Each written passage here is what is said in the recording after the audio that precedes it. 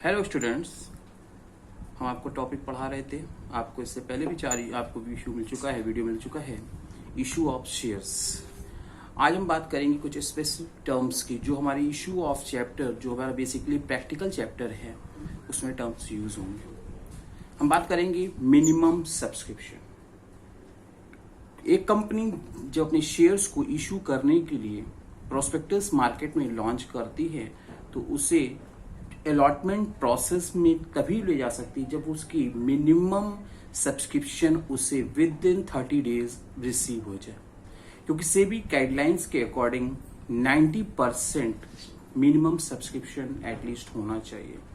अगर 30 डेज के अंदर कंपनी को मिनिमम सब्सक्रिप्शन की अमाउंट रिसीव नहीं होती तो नेक्स्ट 15 डेज में उसे ये पूरी एप्लीकेशन की अमाउंट जो उसे अभी तक रिसीव हुई है वो रिम्बर्स करनी पड़ेगी। और विद इन 15 डेज अगर वो रिफंड नहीं करती है नेक्स्ट 15 डेज में, तो उस कंडीशन में उसके बाद फर्दर जो भी डिले होता है हर डे पे उसे 15% पर एनम की रेट से इंटरेस्ट देना पड़ता है। मतलब प्रिंसिपल अमाउंट तो रिफंड होगी ही होगी, प्लस इंटरेस्ट 15% पर एनम की रेट से होगा। ये मिनिमम सब्सक्रिप्शन की जो बात डिटर्मिनेशन किया जाता है उसके पीछे मोटिव है कि जब हम प्रोस्पेक्टस इशू करते हैं शेयर इशू करने के लिए, वो किसी न किसी स्पेसिफिक पर्पस के लिए कैपिटल जनरेशन करने के लिए होता है। अगर किसी प्रॉपर्टी को एक्वायर करना है तो उस प्रॉपर्टी की agreed purchase price, stamp duty, underwriting commission, brokerage, preliminary expenses, या कोई रिपेमेंट करना है, कोई बारोड फंड है उसका रिम्बर्समेंट करना है, तो उस बारोड फंड की पर्टिकुलर अमाउंट, वर्किंग कैपिटल, जो भी चीज के लिए है, उस अमाउंट को विद इन 30 डेज हमको मिल जाना चाहिए। और अगर 30 डेज के अंदर मिनिमम सब्सक्रिप्शन को रियलाइज नहीं हुआ तो उस कंडीशन में कंपनी को मिनिमम सब्सक्रिप्शन से कम जो भी अमाउंट उसे मिली है वो पूरी amount with in 15 days, next 15 days में रिम्बर्स करना होगा। और उसके बाद अगर डिले कंपनी करती है तो उस पर 15% पर एनम की रेट से इंटरेस्ट पे ऑफ भी करना पड़ेगा। Primarily expenses. प्रीमियरली एक्सपेंसेस किसी भी कंपनी के फॉर्मेशन के टाइम पे किया जाने वाला हर वो एक्सपेंडिचर जो फॉर्मेशन के टाइम पर, रजिस्ट्रेशन के टाइम पर किया जाता है, जैसे various documents, registration fees, stamp duty, duty payable on authorised capital, cost on preliminary books, इन तमाम चीजों पे जो वे खर्चे किए जाते हैं वो क्या होते हैं? प्रीमियरली एक्सपेंसेस कहे जाते हैं। हम लोग टॉपिक में अभी आगे न्यूमेरिकल जब पढ़ेंगे तो उसमें पढ़ेंगे issue of share at par. Company जो शेयर्स अपने at par, it means face value पर, जो कंपनी के अथोराइज कैपिटल में, कंपनी के कैपिटल क्लॉज में जो शेयर की फेस वैल्यू डिटर्मिनेशन की जाती है, अगर कंपनी उसी प्राइस पर, for example 10 rupees, 100 rupees, 1000 rupees per share अगर डिटरमाइंड है और उसी रेट पर कंपनी अपने शेयर्स को इशू करती है तो उसे हम कहते हैं issue of share at par. Issue of share at premium का क्या मतलब है? Issue of share at premium. At premium it mean surplus, plus amount पर, प्रीमियम प्रॉफिट पर कंपनी जब अपने कैपिटल क्लॉज जो चार्टर, कंपनी चार्टर में मेंशन होता है, फेस वैल्यू से ज्यादा अमाउंट पर, अगर 10 रुपीज फेस वैल्यू के शेयर्स हैं उसको 12 rupees, 13 rupees, 15 rupees per issue करती है, तो जो एक्स्ट्रा अमाउंट पर शेयर इशू किए जाते हैं उसे कहा जाता है issue of share at premium. Issue of share at discount. Company अपने फेस वैल्यू से कम पर जब अपने शेयर्स को इशू करती है, अगर फेस वैल्यू 10 रुपीज है, 8 रुपीज भी इशू किया, 9 रुपीज भी इशू किया, या जो भी फेस वैल्यू हो उससे कम अमाउंट पर जब अपने शेयर्स को पब्लिक को इशू करने का काम कंपनी करती है तो उसे कहते हैं issue of share at discount. 5 points पे हमने बात की। हमारा नेक्स्ट पॉइंट है कॉल्स इन एरियर। कंपनी अपने शेयर होल्डर से जो पैसे की डिमांड अपनी नीड के अकॉर्डिंग करती है। कुछ पैसा एप्लीकेशन पे मांग लेती है जब लोग अप्लाई करते हैं, फिर कुछ पैसे अलॉटमेंट पर, कुछ पैसे फर्स्ट कॉल, कुछ पैसे second call, and so on call, अलग अलग कंडीशंस में अलग अलग अमाउंट मांगी जाती है। बट कंपनी के मांगने के अगेंस्ट में जब हमारे शेयर होल्डर्स टाइम से पैसा नहीं देते हैं तो उस सिचुएशन में कॉल्स इन एरियर जनरेट होती है। एरियर इट मींस बकाया, और इस एरियर अमाउंट पर कंपनी जो भी एरियर हो जाता है उस पे कंपनी 10% पर एनम की रेट से मैक्सिमम इंटरेस्ट चार्ज कर सकती है। कंपनी अलग अलग कंपनी की कंडीशन में अलग अलग रेट हो सकता है, बट उसकी मैक्सिमम लिमिट एज पर कंपनी एक्ट 2013 के अकॉर्डिंग 10% पर एनम से ज्यादा नहीं हो सकती। हम बात करेंगे कॉल्स इन एडवांस पे। Calls in advance it means company जब अपने शेयर होल्डर्स पे से application, allotment, first call, second call मांगती है, उसके मांगने से पहले ही जब उसके शेयर होल्डर्स उसकी कॉल्ड अमाउंट का पेमेंट पहले ही कर दे। फॉर एग्जाम्पल हमने अलॉटमेंट मांगा और शेयर होल्डर्स ने फर्स्ट कॉल का, सेकंड कॉल का या आगे की कॉल्स का पैसा हमको अलॉटमेंट के साथ ही पे कर दिया जो फ्यूचर में देना चाहिए था, तो उसे हम लोग कहते हैं कॉल्स इन एडवांस।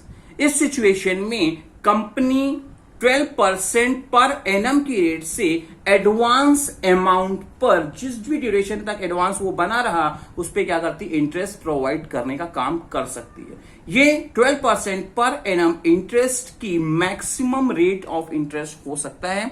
अलग अलग कंपनी की सिचुएशन में इससे कम इंटरेस्ट रेट का डिटर्मिनेशन पॉसिबल है। हमने 7 पॉइंट्स की बात कर ली। अब बात करेंगे consideration other than cash. Company अपने शेयर्स मार्केट से शेयर कैपिटल जनरेशन करने के इंटेंशन से ही करती है, बट कभी कभी ऐसा भी होता है कंपनी किसी एसेट्स के एक्विजिशन, किसी प्रॉपर्टी के एक्विजिशन, किसी बिजनेस के एक्विजिशन के अगेंस्ट में अपने कंपनी के शेयर्स को इश्यू कर देती है और उसमें जहां पे पेमेंट करना चाहिए, प्रॉपर्टी खरीदने के रिम्बर्स में जो पेमेंट करना चाहिए वो पेमेंट में कैश ना देकर शेयर को इश्यू कर देती है। उस पर्टिकुलर पार्टी को, वेंडर को, जो जिसने अपने प्रोडक्ट को बेचा, जिसने अपने एसेट्स को बेचा, उसे शेयर के रूप में हम पेमेंट करने का काम कहते हैं, तो उसे क्या कहा जाता है, consideration other than cash. For example हमने एक बिल्डिंग खरीदी 10 लाख रुपीस की और हम उसका पेमेंट किसमें कर रहे हैं, 10 लाख रुपीस का शेयर्स में पेमेंट कर रहे हैं, तो यही क्या कहलाएगा, consideration other than cash. Next point, under subscription of shares. आपको पहले भी मैंने बताया है कि जब भी कंपनी अपने शेयर्स को इश्यू करना चाहती है तो उससे पहले वो क्या करती है, प्रोस्पेक्टस लाती है और प्रोस्पेक्टस में जितने शेयर्स को इश्यू करना चाहती है, जितने रुपए वालों को इश्यू करना चाहती है, वो पूरा क्लैरिफिकेशन होता है। अगर किसी एक्स कंपनी ने 10,000 शेयर्स के लिए प्रोस्पेक्टस इशू किया और पब्लिक ने केवल 8,000, 9,000 या 7,000, इट मींस 10,000 के कंपैरिजन में कम सब्सक्राइब किया, कम एप्लीकेशन प्रोवाइड की, तो इस सिचुएशन को हम कहते हैं under subscription of shares. Under subscribe means less subscribe, क्योंकि प्रोस्पेक्टस में तो 10,000 की कंडीशन थी, उससे कम सब्सक्रिप्शन जब अब रिसीव होता है तो उसे कहते हैं under subscription of shares. Next, over subscription of shares. Over means plus. जब कंपनी के प्रोस्पेक्टस में इशूड शेयर्स के रेंज से ज्यादा शेयर्स के लिए एप्लीकेशन आ जाती है तो उसे क्या कहते हैं, ओवर सब्सक्राइब। फॉर एग्जाम्पल अगर कंपनी 10,000 शेयर्स के लिए प्रोस्पेक्टस लाना चाहती है और कंपनी क्या कर रही है, उससे ज्यादा अमाउंट, कंपनी को उससे ज्यादा अमाउंट के लिए एप्लीकेशन रिसीव हो जाती है, उससे ज्यादा शेयर्स के लिए एप्लीकेशन रिसीव हो जाती है, तो वो क्या करती है, उसे कहते हैं over subscription, over subscribed. But company ज्यादा एप्लीकेशन आने की कंडीशन में ज्यादा शेयर अलॉट नहीं कर सकती। कंपनी केवल उसी रेंज तक अपने शेयर्स को अलॉट कर सकती है जितने के लिए उसने अपने प्रोस्पेक्टस को इश्यू किए। जो सरप्लस शेयर के लिए एप्लीकेशन आएगी या तो उसे रिफंड करना होगा या फिर उस पैसे को फर्दर की कॉल्स में एडजस्टमेंट कर लिया जाएगा। हमने 10 पॉइंट्स पे बात की। अब बात करेंगे forfeiture of share. Forfeiture it means cancellation of shares. Forfeiture कब होता है, कंपनी अपने शेयर होल्डर्स से टाइम टू टाइम पैसा मांगती है, कुछ पैसा एप्लीकेशन पे मांगा, कुछ पैसा अलॉटमेंट पे, कुछ पैसा first call, second call and so on मांगती है। बट अगर शेयर होल्डर्स टाइम से पैसा देने में फेल होते हैं तो उस सिचुएशन में कंपनी के बोर्ड ऑफ डायरेक्टर्स के पास ये पावर होती है कि वो 14 डेज का नोटिस देकर कि 14 डेज में वो रिम्बर्स कर दें। अगर 14 डेज में उन्होंने पेमेंट नहीं किया इस अमाउंट का, जो भी ड्यूज उनका जनरेट हो रहा है, जो मांग रही वो पैसा नहीं दे रहे हैं, अगर उन्होंने नहीं दिया तो कंपनी के बोर्ड ऑफ डायरेक्टर्स के पास ये पावर होता है कि वो उन शेयर्स को कैंसिल कर सकते हैं। और उन कैंसिलेशन से पहले जो इन शेयर्स पे पैसा मिल चुका होता है वो पैसा कंपनी अपने शेयर होल्डर्स को वापस नहीं करती है और शेयर भी कैंसिल करके अपने पास खींच लेती है। ये तो हमने बात की फॉरफीचर ऑफ शेयर्स की। फिर हम बात करेंगे री इश्यू ऑफ शेयर। री issue of share it means क्योंकि जो फॉरफिट शेयर होते हैं उसको कंपनी अपने पास स्टॉक करके नहीं रखती, वो किसी न किसी को सोल्ड आउट किया जाता है और उस प्रोसेस को ही हम लोग क्या कहते हैं, री इश्यू।